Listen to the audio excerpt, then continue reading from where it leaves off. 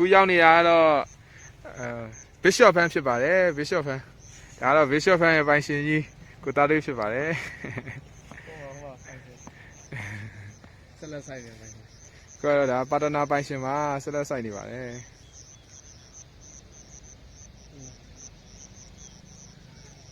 ဆိုးဆိုးကြီးမရိုက်စမ်းမနဲ့တကယ်ချင်းရလဲဘယ်လေးရိုက်လေရိုက်ပါလေရှေ့ပါပဲရှေ့ပါပဲ